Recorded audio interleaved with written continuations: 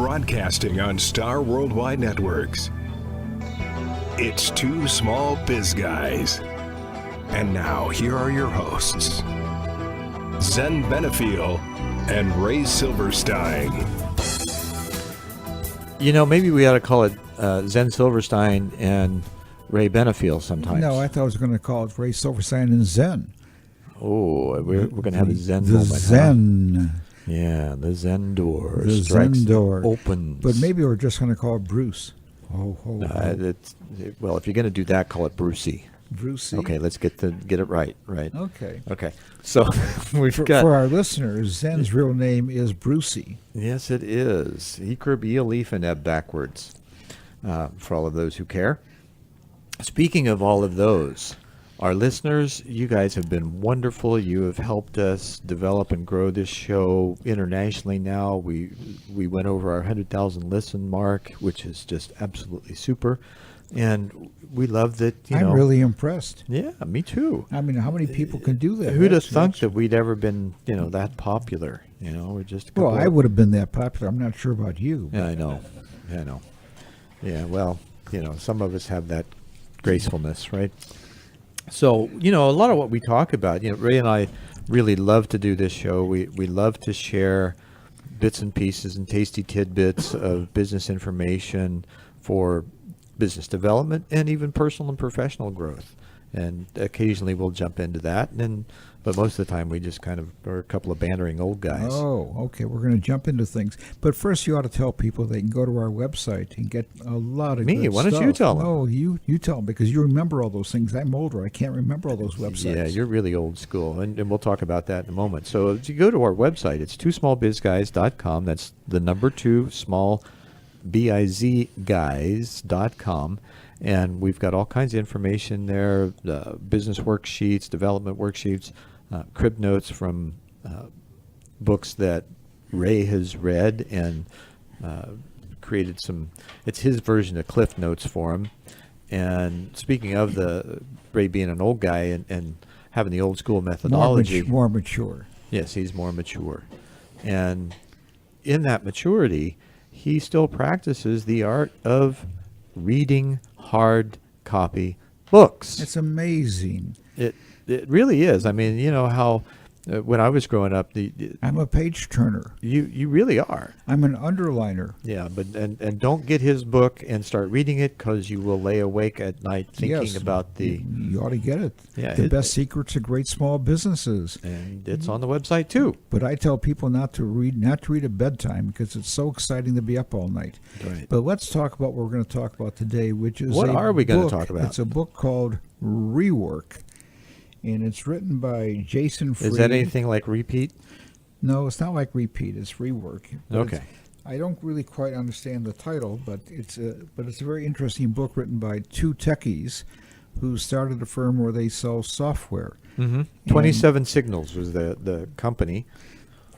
And one thing that our listeners are probably familiar with is Basecamp. Right. Which is a popular project management software. So that was their initial software, and now they have many others. But the aspect they've grown to their business where they have millions of people who have bought their software or lease the software, whatever they do, and they have been very successful, and they've kept their business very small with only like 16 employees, which is quite unusual. And they're non-local. Well, they're in Chicago, so what do you mean by non-local? They're not local in Arizona, in Chicago, but they're in Chicago. Oh, I thought they had some of them that were stationed in different parts of the globe. They have people all over the world that they bring in. So it's a very unusual format, but some of his ideas and concepts are interesting. So some of the aspects, the first one he talks about is that learning from your mistakes is overrated. And you hear a lot of people say that you learn from your mistakes. And their comment is that it's overrated. So do you really think that's overrated? What are your thoughts on that? I have a tendency to agree. I mean, yes, you learn by mistakes, but what do you learn? Well, you learn not to do it. Yeah, not to make the same mistake. I don't want to do that again. Well, that was pretty stupid. That's important. Right, but the fact is that you're attempting to do something. And as long as there's attempts to do something in the way of moving the business forward, it's a good thing in that respect. However, being able to take a little more time. Slow the heck down. Don't be so fast in wanting to get things done that you miss things that are there in front of you, because Okay. a lot of us look beyond Okay, what's right but- in front of us, right? All right, but their concept is basically to learn from your successes. Well, you asked me the And- question. Now you're yeah, talking I about know. them. Well, I know that because we want to go from the people who really are successful. So basically, when they Thank say you. learn from your successes, their Gee. premise is that when you've done something successful, replicate it, work off of that format. So the interesting aspect is if you go back to the strength movement, where people talk about working in your area of strength, your strengths are really successes for you. So what you want to do is you want to work off those things which have been very good for you and very successful. Absolutely. And as you've so eloquently expressed in a very short sentence, success is the experience that actually counts. Right. So let's talk about the next concept. Okay. Well, I'd like to go back a little bit. One of the Okay. first ones you mentioned is ignore the real world. Okay. Well, what the heck does that mean? Well, what they're really saying is that the real world is a premise of people who have made statements and expectations, and they're really talking about where the real world has changed quite a bit, because in order to go into business today, you don't need brick and mortar. All you really need is a laptop and a Starbucks. Yeah, you don't need click and mortar. Back when I was getting my degrees in the 90s, they were talking about this new type of business, which is click and mortar. So it combines the internet and a brick and mortar storefront or manufacturing facility or whatever. And now you don't even need that. All you need is the laptop. No, you're right. Well, that depends upon the type of business you're True. going into. So they're in a business which Yeah, is if really, you have digital products, then Right. that's really all you need. all right. So, But maybe basically- not. but Maybe the- if you've got manufacturers or drop shippers where you make arrangements for having products made. Well, that's okay, but that goes back to the aspect of what is your business model. Yeah. And if your business model is that you want to manufacture the product or you want to carry the product and have an inventory, that's how you have to do it. Now you don't necessarily need your own brick and mortar. You can basically have people who do fulfillment for you.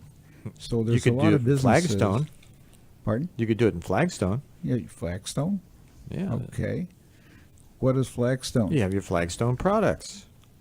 Oh, I don't know. I'm But I'm familiar with cheating. that. Right, okay. Okay, yeah, that went over my head. Oh, there it goes. All right. So the next aspect, which I think is kind of interesting, they say planning is guessing.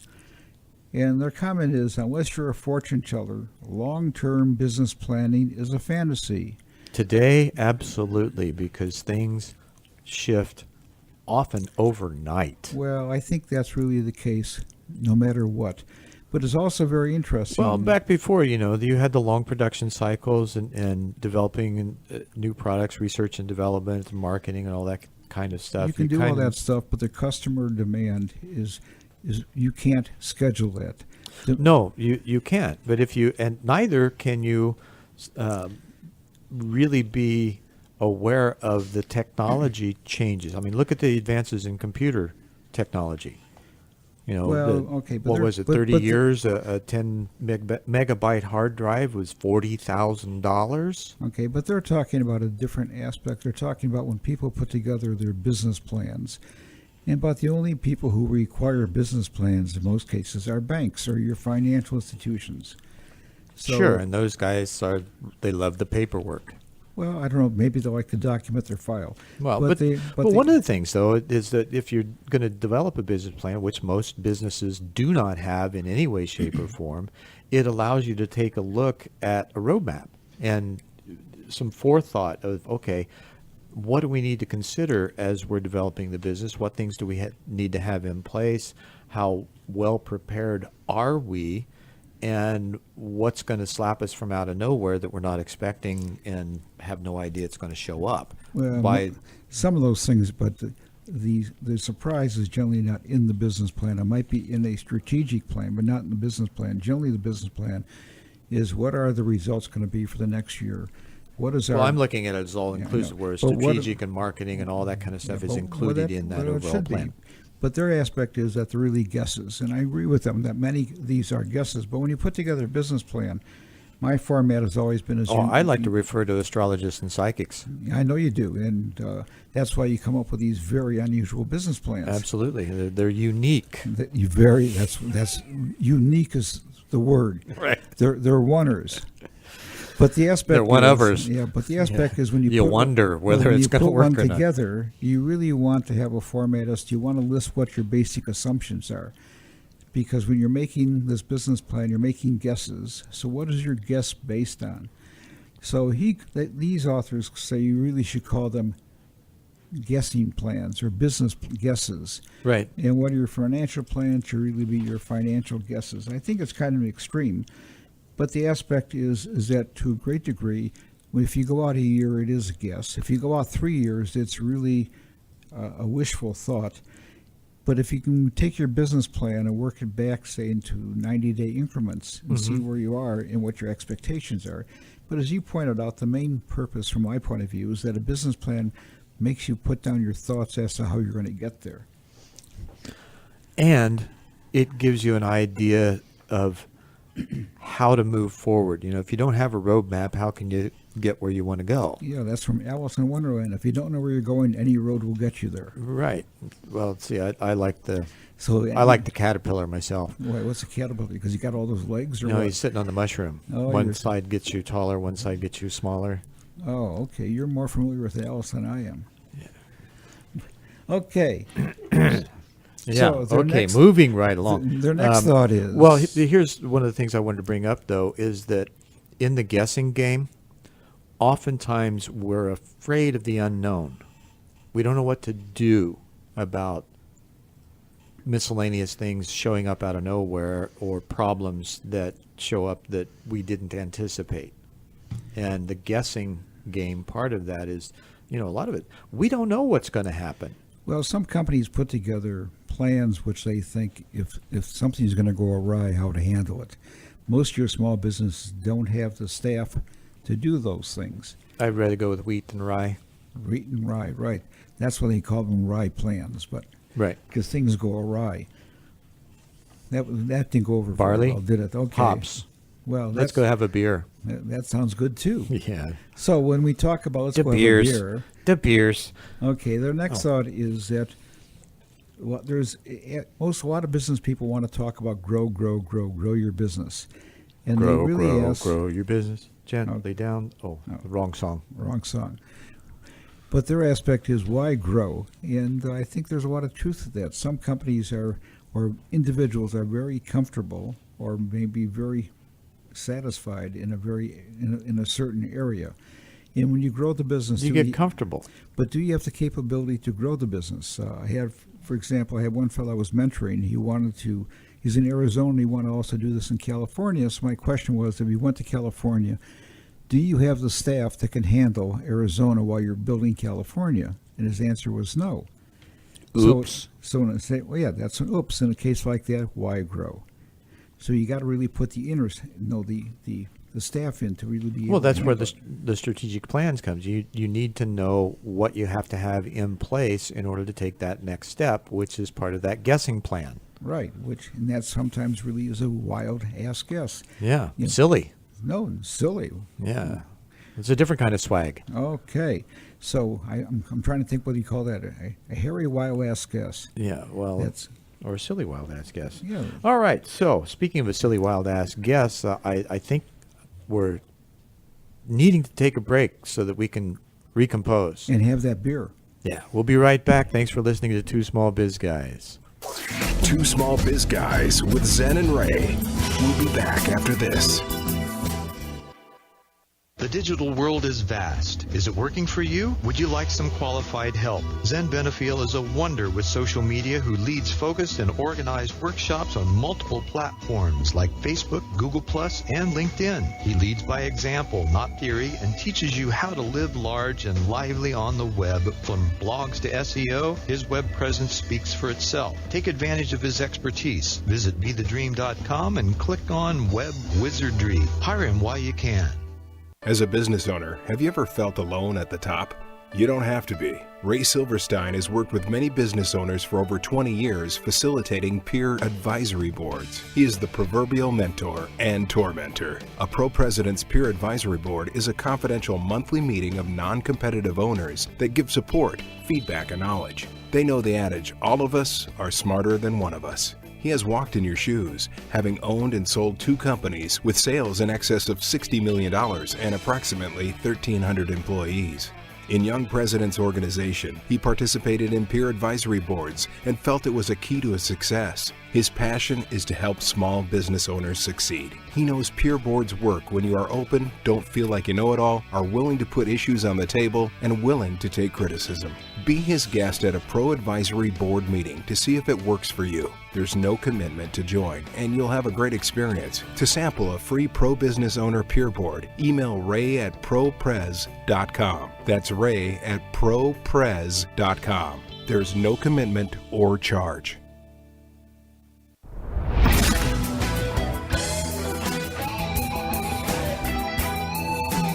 You're listening to Two Small Biz Guys.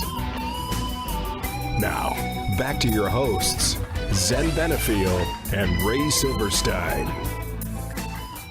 Well, I'm glad that beer was a little less carbonated. Yes, that's why we're going to really hop to this discussion. Right. Here we go. All right, so we're back with you. Thanks again for listening to us and our bantering and tasty tidbits, as it were.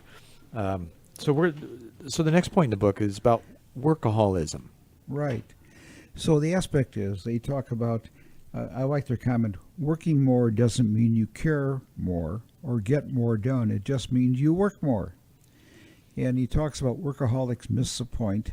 They try to fix problems by throwing more sheer hours at it. Well, you have this thing about, most business owners get caught up in the doing, and they miss working on the business. Right. I agree. I think that a lot of people, they have an ego drive to say, I work and I put long hours in. And it's sure, because there's that sense of accomplishment because you simply put the time in. You're not looking at what your results actually are. Right. And also the opportunity cost for where they're putting time in someplace. Could they get better results putting time in someplace else?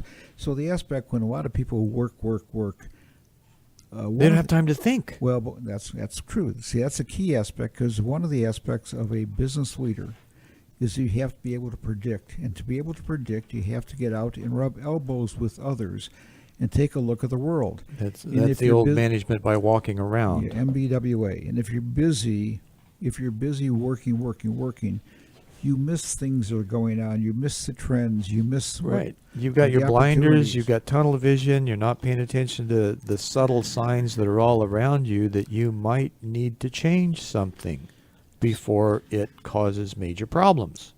Right. Or you just don't have the free time to sit and contemplate and be with the activity. It's like the author states, lots of people hate us because our products do less than the competition's. Well, you have to think about that. You've got to be able to put the opportunity costs, if you will, in place in order to be able to move that forward. I mean, one of the concepts... I was looking at the wrong place. I know, but one of the concepts they talk about later on is they talk about alone time. My sheet printed out differently. Yeah, I know. They talk about alone time, but the other aspect is you also talk about the most common excuse people give, that there's not enough time.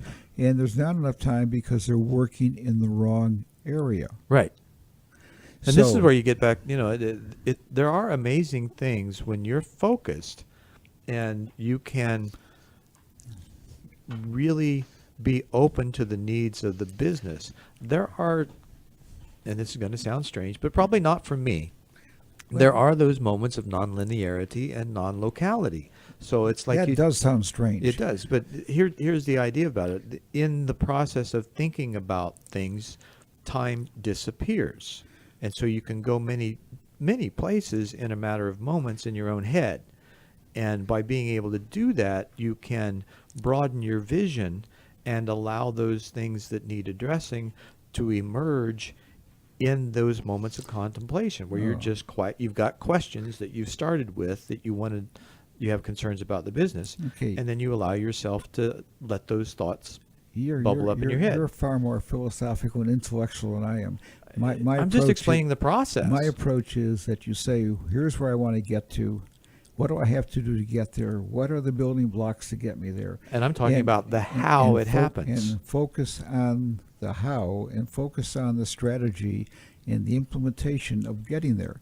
And a lot of things distract you because there are things that you either enjoy doing, or things that you feel you have to do, but you don't really have to do, or you have a habit of doing them. Well, that's the key point right there. You get into specific habits, and you're not aware of it until either something happens to break the habit arbitrarily, or someone, or you're smart enough to say, hey, I need some help here. I'm not quite sure what to do. And you go find somebody like us to come in and say, well, you might want to think about this. Or, you've got the ability to observe the organization and how it's functioning in order to find ways to accelerate it and get it to operate better. Okay, so the aspect is when people say there's not enough time, there really is enough time if they really want to accomplish something or have to do something.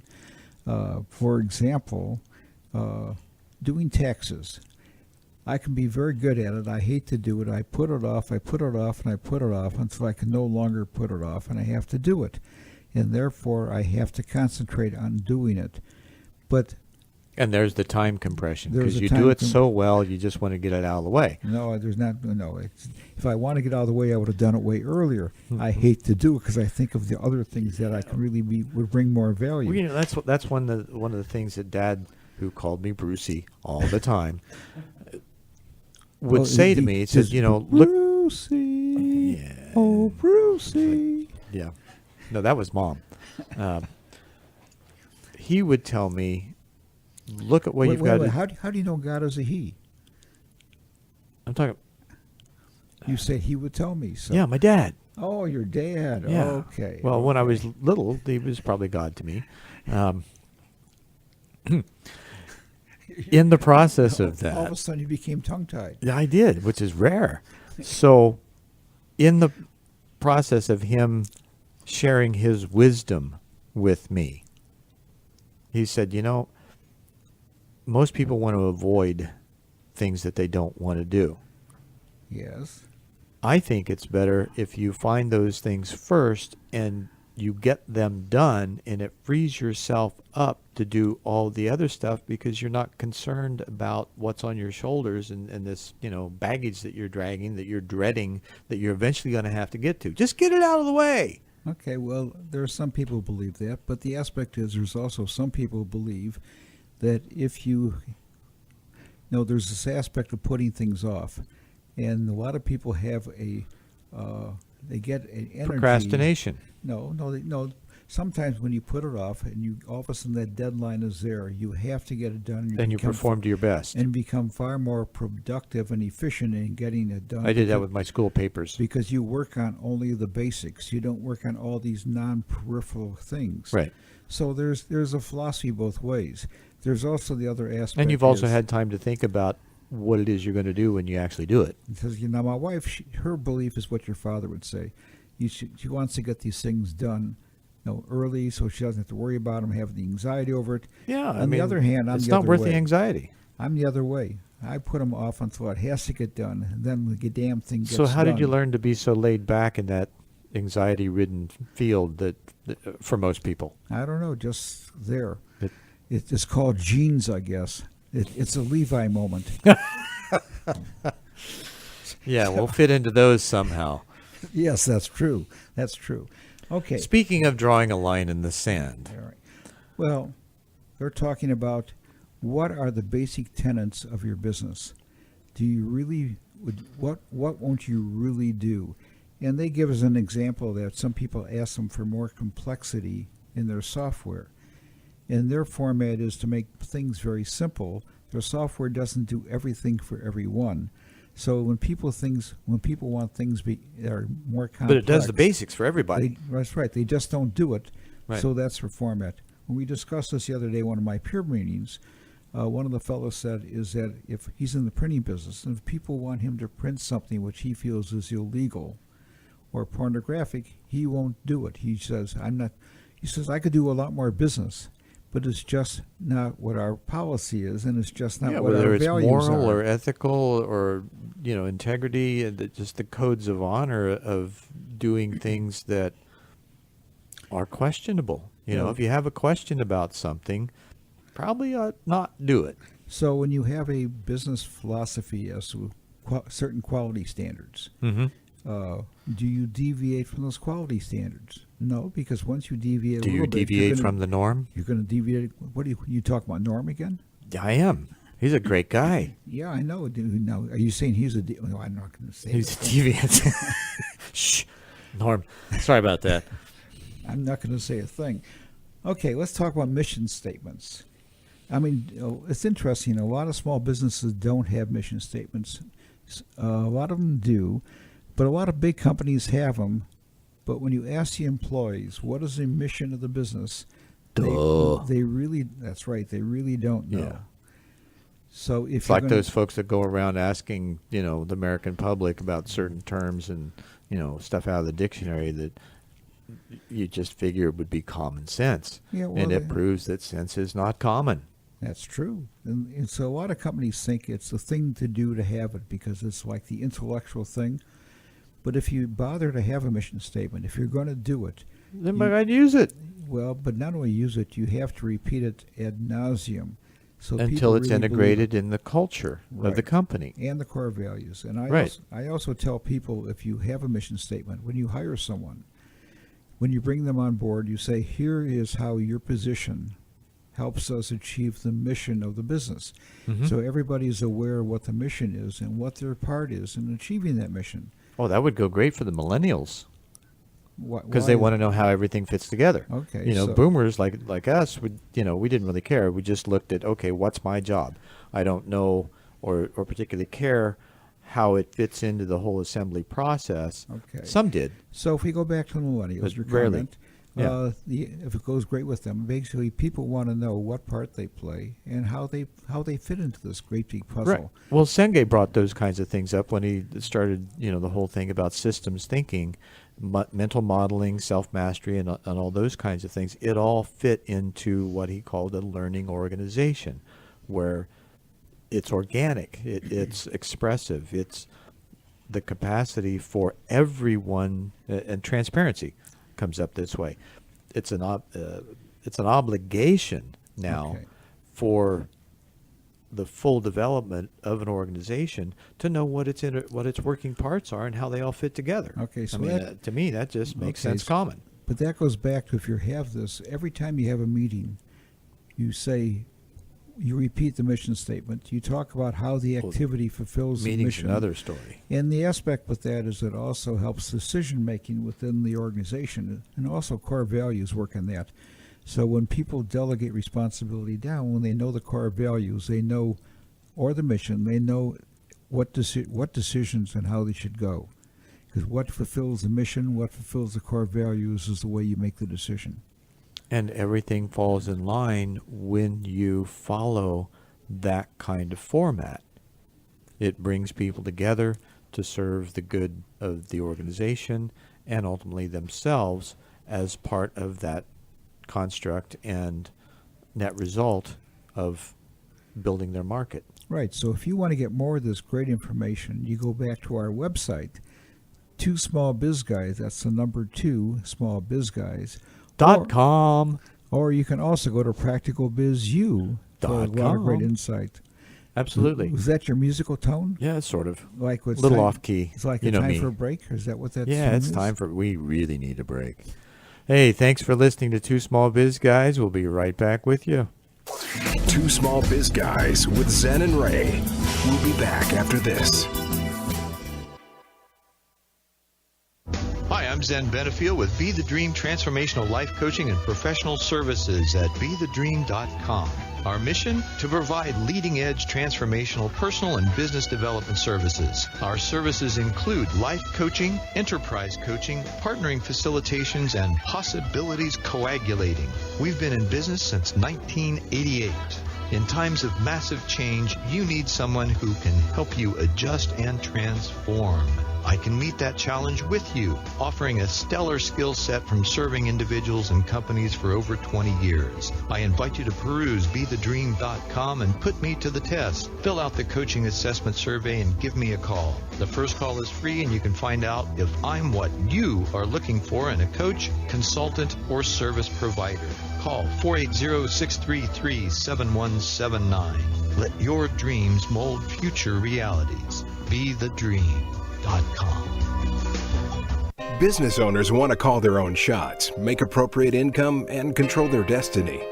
Our passion is to help you achieve your goals. A Pro Peer Advisory Board is just the thing. It's a confidential monthly meeting of non-competitive owners facilitated by a pro who has walked in your shoes. He's your mentor and tormentor, moving you ahead. When you have issues or opportunities keeping you awake, where do you get help? Pro boards give support and non-biased feedback from your peers. To sample a free Pro President's board meeting, email ray@propres.com. There's no commitment or charge. Email ray@propres.com.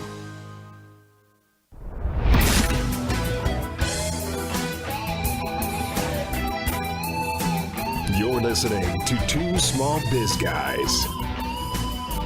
Now, back to your hosts, Zen Benefiel and Ray Silverstein. So did we have a good exit strategy on that break? Well, we haven't gotten there yet, but Well, that's coming up, but we just did. Do you really need an exit strategy? That's the question. I think, in some cases, maybe. In most cases, like according to the authors, I think the question is when. See, a lot of people, when you start a business, they'll ask you, what is your exit strategy?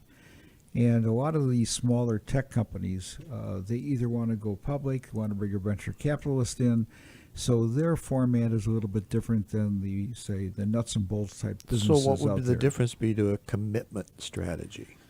Well, I think the question he says is, what is a commitment to our business? Right. And what do we really want to fulfill in our business? So, but when the person gets And that to a takes you point- back to core values and mission statement. Right, that's correct. So when the person gets to the point where they say, well, I have to have an exit strategy, I want to leave the business, or I want to take it easier, or whatever it is, so that's that's when the exit strategy, in my opinion, comes into play. But at time, for example, there's what I call the coat hanger exit strategy, and that's where you don't sell the business. Is that a bent hanger where you're trying to open the car door? Well, you're close, but I can see that you used to be a car thief when you were youth. I was, but I had the keys. I didn't have to. I just snuck out the window in the middle of the night. Okay. So you're close, but the coat hanger exit strategy is you have a business. You meant clothes. And you kind of leave the business, and every now and then you come back and hang up your coat, and you cause all kind of chaos, and then you leave because it's your business, and you just have the coat hanger. So today we call that disruptors. Well, it could be a disruptor, but basically it means that you have key management that can run the business, and you don't have to be there. Oh, yeah, that means I can go out and play golf? Wow. Yeah, wow. That's less mass. Yeah, you like that strategy. Yeah, that's no mas. Okay, but No then, mas, no. but people also, when they grow the business, they also think about part of the aspect is having an exit strategy is how do you create the business? What is the management style of the business? So the aspect is, I don't think when you start a business you have to be concentrating on the exit strategy. It's way too early. Your goal is to make sure that you survive. It's your baby. Why would you want to, all of a sudden be put in the grave? So maybe you haven't even enjoyed its adolescence or, well, sometimes that's not so good, but it's maturity. Right? Maybe at the beginning it's really not an exit strategy. Maybe the question is really survival strategy. I would think that probably would fit even better. And how lean do you need to be in order to make it through that? Because, today you don't need a whole lot. And we think that we need all these, peripherals and accoutrements and things of that nature. And just look at for instance, in radio, it used to, you had all of these instrumentations and pieces and operators and things. And even in the video, the television business now. Are you- It's so Ed, are great. you overwhelmed by all this when he's talking about radio and all this? No, I'm not overwhelmed. Actually, he's got a very valid point. Oh, Yeah, it's so that's about why he time. wears a hat. it's about time. And it's pointed. But when you talked about lean, I agree that businesses have to. You like be my lean. pointy hat, huh? Yeah, businesses have Dunce. to be lean, but the aspect is that he talks about having lean inventories and lean equipment. I mean, lean on investment, but there are certain businesses where you just invariably can't be that lean. The aspect that they talk about lean is that when you have to change direction, you can change direction very quickly. Right. Because you don't have to scuttle a lot of stuff that's a fixed expense. Well, and in that realm, you've also got the capacity to look at what other things you can build out of the products that you already have, right? Well, he talks about that as an aspect that in the marketing realize I in the went marketing ahead. section he talks about that where you have other products, and the other products might be doing education, it might be writing books, it might be taking your experience and putting up in other areas, which both creates credibility for the business and also creates credibility for the individual. Well, we'll get on with that. I want to go back. But you want to go back to lean. I want to go back to lean, and the You're the being idea. mean. Are you being mean? I'm being mean and lean. Lean and mean we are, Lean and mean. Wow. Joe. So less is a good thing. Embrace constraints. The whole thing of, well, I don't have enough time, money, people, experience. Stop your whining. Yeah. Just get on with it. So what is less it- can be a good thing. Constraints Okay. can be advantages in disguise. Yeah, it can be. And it will also, in order if you It'll wa- challenge you to change, that's for sure. Yeah, but if you are lean, what does it force you to do? Focus. It forces you to focus on the things which are really critical and where you want to go. And you can tighten your belt or get new pants. You can do what now? Tighten your belt or get new pants.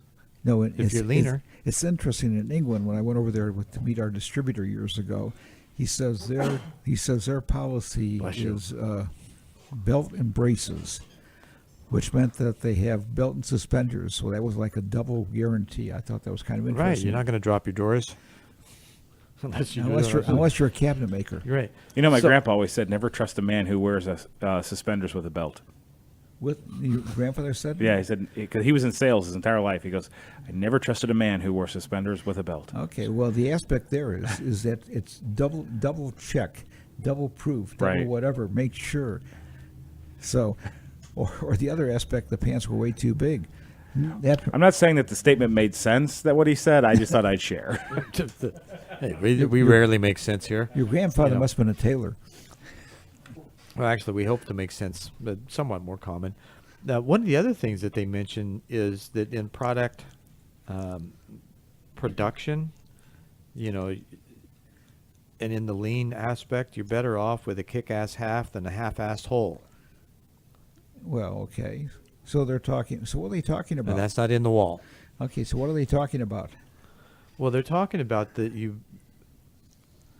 it's better to have a product that you put everything into that may not be as expansive as you want it to be, but it's a great product. Like the guys in their software, right? So they, with the minimal aspects that serve everyone in a basic way, that creates a much larger market and much less adversarial Okay. things that wanting the specific things for incidental items or particular Okay. tastes. See, I interpret that as when you're creating a product, sometimes you can't wait for perfection. So you have to get the product in the market, and the other aspect is that I did that with my first so book. you get the product on the market, and Right. if you make corrections as you go along, and so you improve it as you go along. But if you wait till you get perfection, it never gets there. I mean just get the thing out the door. yeah, You can always make adjustments, but get that. Like I was speaking before. Speaking boldly. go ahead, speak boldly. Yeah, speak boldly. Don't hold back. My first book, I painstakingly, took all kinds of time to write, make sure that it was really perfect, and I just wasn't ready to let it go because it wasn't perfect. And then I finally was talking to a publisher. He says, just get the thing off your desk. Get over it. Get it out there. Then work on your next one. But get that momentum. And you can't create the momentum if you're still holding on to it. Yeah, you had an epiphany. Yeah. But it's it's like what I call the World War II story. When they're in World War II, they're getting ready and they build a tank, and they're all set to they'll make the tank, and the general comes and says, "Wait, if we wait 1 month, we can have a new metal on the tank that will repel any enemy shell." He said, "Oh, we'll wait a month." They were all set to let it go, and he says, "Wait, we now have a new cannon that we can put on the tank that'll devastate every enemy tank." And they said, "It'll take 3 more months." Wait. And then they get all ready to go, and they have another perfection comes up. So what happens is they never build a tank, they lose the war. Uh-huh. So the aspect is you have to move forward when the product is good enough to move forward. So speaking of that losing the war, they basically lost the epicenter, right? So these guys say that when you start with the epicenter, you get to ask yourself this question. If I took this away, what am I selling? Or would what I'm selling still exist? So Right. in being able to, again, pare down and look at, okay, where do you start with the beginning that is the epicenter and allows the rest of it to grow? Okay, so when you go through and you say, what is really our business? What is the when you get involved in strategic planning, the basic question is, what is our business? Mm-hmm. So when you define what your business is, you're really bringing it into the epic center of the business. And, Right. And so the aspect also is that if you say we're going to be a quality business, we're going to make a quality product. If you deviate from that, you're deviating away from the epic center. So Right, you and have to always say, what is really that main focal point that is so key to our business? And one of the things they say is, so when you figure it out, it's like an equation. What part of your equation just simply can't be removed? And stick with that. So in sticking with that, then you're making decisions. We are. We are. And Oh. decisions are progress, Darn right. right? Don't just think about it. Make a frickin' choice. But even when you don't make a decision, is that a decision? Occasionally it is, yes. So when you, You know, don't make when a you dec- when you choose not to decide, you still have made a choice. Okay, now is that progress? Could it be? Or is it a standstill? Or are you putting things on pause? You're putting things on pause. Yeah, pet hotels again. So the premise here is that you should make decisions. They talk about trying to make smaller decisions. So if you make an error, you can quickly rectify it. Mm-hmm. But if you don't make decisions, as you say, you stand still, you're pausing. And when you pause, you lose momentum. Your employees lose morale because you're not doing the things to create weebles wobble, but they don't fall down. Well, in this case, they do fall down because if you're not making the choices and the decisions that are necessary to move everybody forward and keep their attention and their inspiration, And which how about invigorates. how about perspiration? That too. That too. Although there's not too many sweatshops around anymore. Inspiration, perspiration. You ever tried to sell sweat? Have I ever been in one? No. Have you ever tried to sell sweat? Sell sweat? Yeah. Sweatshops? I think that's a perfume Come on, industry. Ray. You're old, but you're not that old. It's a perfume You're very industry. punny. I know. All right. Speaking of, we're going to be very punny and pause for a break. We'll be right back with you. Thanks for listening to Two Small Biz Guys. Two Small Biz Guys with Zen and Ray. We'll be back after this. Business owners want to call their own shots, make appropriate income, and control their destiny. Our passion is to help you achieve your goals. A Pro Peer Advisory Board is just the thing.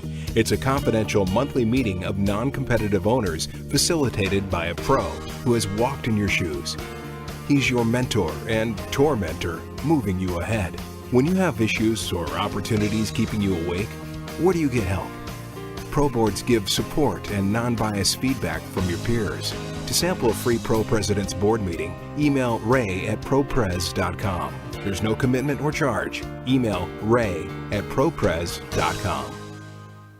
Are you a small business owner looking for education and information and don't have time for school? Is there an area of your business you'd like to know more about but aren't sure where to go or who to ask? Practical Biz U is an online repository of small business courses now available to you on the web. There are single class options, bundles for specific areas, and monthly memberships for ongoing learning opportunities. Go to practicalbizu.com and sign up today.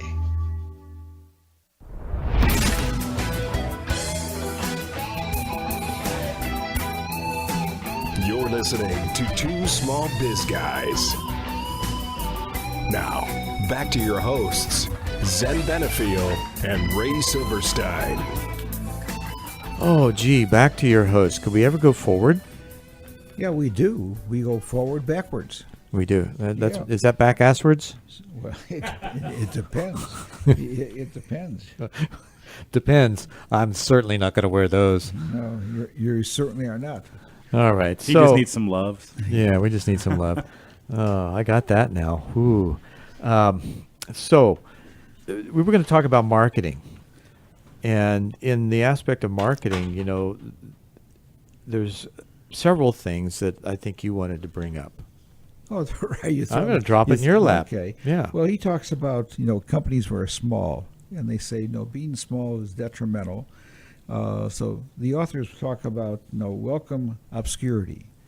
And it's kind of an interesting thought because they're saying when you're small, if you make errors, it's not as noticeable. If you do things wrong, it's not as noticeable to the public or to your marketplace. But once you become very successful, when you make those errors, it's very detrimental. Right. So it's like a musician, or a jazz group or whatever, you're playing on stage, you go along. As long as you don't act or look like you've made a mistake and just keep on going, nobody's going to notice it. So their premise is if you're small, you have the opportunity to keep on tweaking, working on the product, working on whatever the service is, making improvements as you go along, because you don't have to be perfection at the beginning. I think that's kind of an interesting aspect. I think it is too, because you really don't. I mean, you're gonna make mistakes. You're gonna stumble and fall and pick yourself back up again and move forward. And it's easier to do that when you're small and you're ramping up than it is to have it happen when everybody's looking at you. Right. But when you're bigger, when you're bigger and have success, you have to have consistency. I mean, and predictability, because people expect that of you. Mm-hmm. Well, speaking of predictability, we're talking about the drug dealers. Are you going to make a wish or something? Oh, great Swami. That's prognostication. Oh, prognostication. Yes, you have that such big vocabulary. I do, and I wield it well. It's like a sword. Sword. You don't pronounce the W in sword. I don't. I was taught well. I had a wonderful enunciation teacher. That's okay. So I can pronounce a lot of things. Pronounce. Yeah. Okay. Correctly. That's Midwestern. You don't want to put the wrong syllable on the wrong emphasis. This is correct. And boy, did she have an emphasis. Okay. So what were you going to say before we had this interruption? Oh, we were going to talk about how marketing emulates drug dealers in a lot of ways, where today there's a lot of free sampling. Okay, you give stuff away to get them to give them a taste of your product and how good it is. And then they come back for more, which is when you start making your money. Well, that sounds like a real good. That sounds like a shot in the arm. My gosh. Yeah, or in the ass, one or the other. Okay, but the aspect is depends on who you go see. Okay, right? but it's a very provocative. It's a very provocative title. Emulate drug dealers. Drug dealers get it right. But the aspect is it's really nothing more than sampling. And the question is, if you think about your business, sampling is a very effective way to sell product or service. And it's also going to let you know whether your product's any good or not. Yeah, it's good also to get feedback. Correct. Yeah. So you can tweak it. But so. Now you're really getting there. We're going to be tweakers now, talking about drug dealers? No. No. So the aspect is in your business. Ray, I'm surprised at you. What kind of sampling can you create for your product or service? And we were talking about this in a printer. He really couldn't think of a sampling he could. Oh, I've got a great one, and this I use this one, so this is why it's so great. I worked for a health food company, and we had the little sample bottles. We had a shampoo sample bottle and a Apache clay sample and something else. And the shampoo sample, was that to grow your hair? That was actually that was one of them. It didn't work. No, me neither. I'm just giving you an observation. That's all. What I did though was I took to the idea that, hey, don't necessarily want to sell you anything today. I just want to send you some samples and a price sheet, and I'll call you back in 7 to 10 days and see if you like the product and see if you're interested in putting some in your store. And the first call is, hey, I don't want to sell you a thing today. Is that okay? And they're like, wow, really? I said, yeah, I just want to send you a couple samples. And so the receptivity of my store manager or owner was greatly increased by not trying to push. Yeah. So, and I increased the market penetration in a 13-state territory by 45% in 18 months with that simple philosophy. Very good. Well, I use a sampling, for example, when I do the peer advisory groups, is I say, come to a meeting, sit there and see if it works for you. Right. Because basically... you work them. Well, I don't work them, but they participate in the meeting, and if they like it, they join. If they don't like it, they say, well, You sweat them. Well, that's only we turn up the heat, but we don't do that. No, we don't have to in the summer. So I think the interesting aspect, if you think about your business, you think everything's marketing. You think about what can be a sampling format for you that you can really utilize. So one of the aspects is he also talks about in marketing that you want to do teaching. And teaching is a very effective means of creating a relationship with people, whether they're your customer or whether there will be a customer later on. That's where a lot of tech sales take place. Here's how you use the product. Here's how it can benefit you. Here's how it will solve this problem. And you're actually demonstrating as you're teaching them how to use it, right? Right. So, but you have this in a lot of common areas, whether it be tech products or whether it be pool maintenance products, or whether it be in just how to use, say, LinkedIn by doing workshops. Right. So I've never heard of that. There was a discussion that we had about whether... There's a book about that on our website. Yeah. But the aspect is, today with the technology, is a webinar really teaching people, and do you really create the aspect of being able to create the relationship with them on a webinar? If the webinar is a sage on stage, probably not. What is a sage on stage? That's somebody that's like a talking head. You're just spewing information that hopefully connects with them somehow and gets them to want to know more. Okay, so how do you grab their attention through a webinar? Well, it depends on the software, the platform that you use. If you can provide them a link or an opportunity for them to engage your product as you're telling them about it. Okay, so the reason I raise that question is because in today's environment, it's very difficult to get people out of their office. I mean, you need more than a shoehorn. You probably need a crowbar or something to get them out. So to go to a workshop or some type, or even an expo. So the aspect is a lot of people sign up for webinars. But when talking to people, it seems like they're multitasking during the process. They're not paying attention to what's really going on. It's just kind of going on in the background, and it doesn't really have their full attention. So do you really accomplish the goal of creating a relationship? I'm guilty of that. So am I when I've been to a few of these things. You say, oh, I can do something else while I'm watching. Right, because it's frickin' boring. There's no engagement. Oh, but even when there's engagement, how do you create that engagement? When you got to do something different, you got to really, what do you really do? Well, I think that's up to the skill of the facilitator in figuring out what their audience is really looking for and how to engage them in the process. Okay, but the key is... There's a key? there's a key. The key is to really teach them something that you can really create this relationship with them. So I thought that was very interesting. He talks about you don't need a large budget to do that, whereas with advertising or even social media costs can be higher than that. Mm-hmm. His last aspect in marketing is that everything is marketing. Marketing is not just a marketing department or a sales department. Marketing is everyone in the company, 24/7, 365.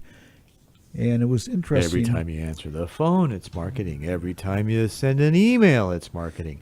Every time someone uses your product, it's marketing. Are you going to sing a song? Every word you write on, every step you take on your website, it's marketing. Get the hook. Get the hook.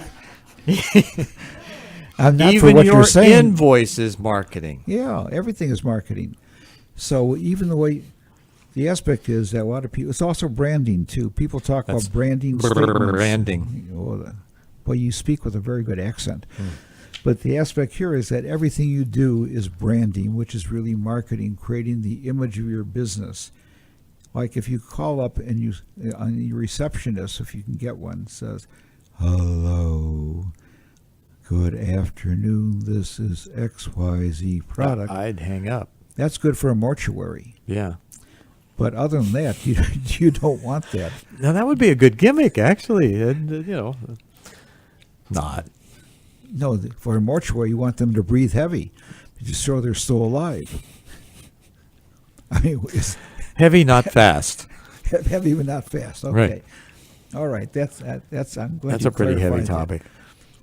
But the aspect is, people don't know. They think marketing is in just the marketing activity, or the spreadsheet, or their website, or whatever it might be, and they don't think about all the other. You walk, talk, sleep, dream, breathe, eat, even go to the bathroom in a marketing state. Oh, I can see what you do now. So you don't read I do books. do? You don't read. You mean I do? We're back to do-dos again. I'm gonna watch. I'm not going to step in that one. Yeah, I'm gonna watch my step with you. Yeah, you better. So what you're saying is, to put it bluntly, marketing is no fill in the blank. Oh. Are we allowed to say that word? Oh, okay. Yeah, we can say anything we want. Oh, we can. Yes. Oh, I Yes, didn't we can. We are not censored. So, speaking of censoring, we're going to censor ourselves because we're done Oh, before for that, today. we want people to go to our website because there's a lot of good stuff there. twosmallbizguys.com. Yeah, there's a lot of doo-doo there. And More than doo-doo, it's really good stuff. Yeah, it's really good shit. You got to go sample it. That's right. Yeah, that's our marketing. And thanks for listening to Two Small Biz Guys. We'll be back with you next week.